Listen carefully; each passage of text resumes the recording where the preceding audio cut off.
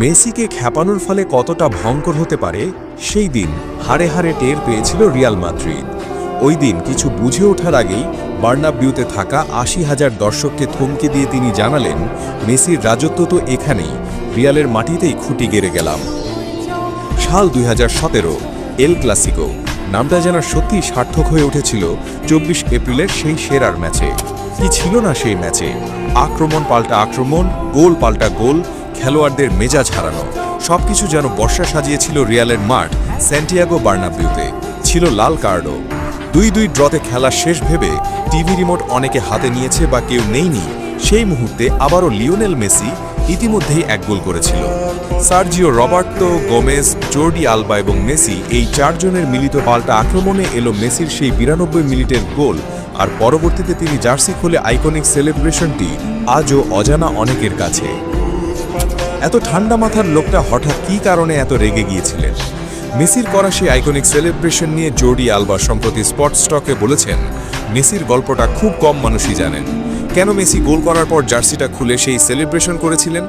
Messi ৯২ মিনিটে গোল করে তাদের দিকে এগিয়ে যান এবং জার্সিটা তুলে ধরেন। তিনি সবাইকে চুপ করিয়ে বলেন, নামটা মনে রেখো।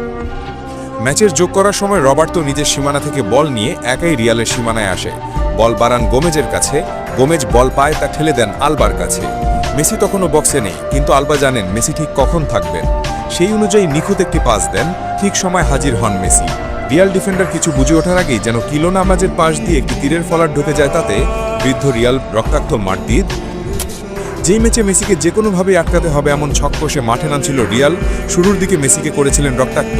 মার্সেলোর ইচ্ছাকৃত কোণুতে মেসির ঠোঁট গিয়েছিল ফেটে, কিন্তু মেসি শেষ গল্পটা লিখবেন বলেই তৈরি ছিলেন। একটা মানুষকে যদি বামন বা প্রতিবন্ধী বলা হয় তবে তার কতটা খারাপ লাগতে পারে একবার ভাবুন। মেসি কি সেদিন এমনিই নেগে গিয়েছিলেন? আসলে রিয়াল মাদ্রিদ জানতো যদি মেসিকে আটকাতে না পারে সে একাই শেষ করে দেবে। তাই মার্সেলো ম্যাচের শুরুতেই মেসিকে রক্তাক্ত করেছিলেন, আর ৮০,০০০ দর্শকও মেসিকে অপমান করেছিল। ওরা চাইছিল মেসির খেলা থেকে মনটা উঠিয়ে নিতে, কিন্তু আল্ট্রা মেসি রেগে গিয়ে একাই রিয়ালকে শেষ করে দিল। ৯২ মিনিটে গোল করে সবাইকে জানিয়ে দিলেন, নামটা মনে রেখো, তোমাদের মাটিতেই খুঁটি গেড়ে গেলাম। মার্সেলো মিডিয়ায় বলেছেন, মেসি বিশ্বের সেরা খেলোয়াড়।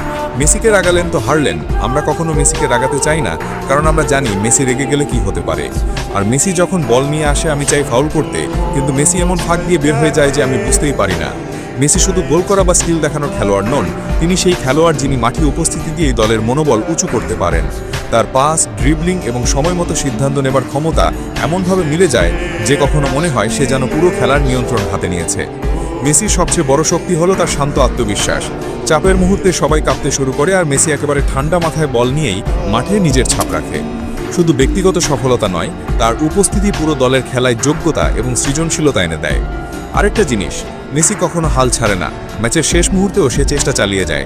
এটাই তাকে বিশ্বের সেরা খেলোয়াড়ের তালিকায় টিকিয়ে রেখেছে। তার খেলা এক রোমাঞ্চকর ছন্দ আছে যা প্রতিপক্ষকে হারিয়ে যাবার আগে হক চকিয়ে দেয়। মেসি মানেই শুধু ফুটবল নয়, মেসি মানেই জয়, চমক এবং ফুটবলের এক জীবন্ত কাহিনী। মেসি শুধু খেলোয়াড় নন, মেসি ফুটবলের জীবন্ত লিগন্ধি। সেদিন বার্নাবিউর মাঠে যা দেখালেন তা শুধু গোল বা সেলিব্রেশন নয়, তা ছিল প্রতিটি দর্শক এবং প্রতিপক্ষের মনে ছাপ ফেলবার মতো এক অনন্য মুহূর্ত। ৯২ মিনিটের গোল, জার্সি খুলে উদযাপন আর রিয়ালের ডিফেন্ডারদের বিভ্রান্ত করা, এটাই প্রমাণ করে মেসি রেগে গেলেও বা চাপের মুখে থাকলেও তিনি খেলাধুলার সৌন্দর্য ও শাসন ক্ষমতার প্রতীক। ফুটবলকে তিনি শুধু খেলে দেখাননি, তিনি ফুটবলকে এক শিল্পের মতো উপস্থাপন করেছেন। ভিডিওটি ভালো লাগলে লাইক, কমেন্ট এবং সাবস্ক্রাইব করতে ভুলবেন না।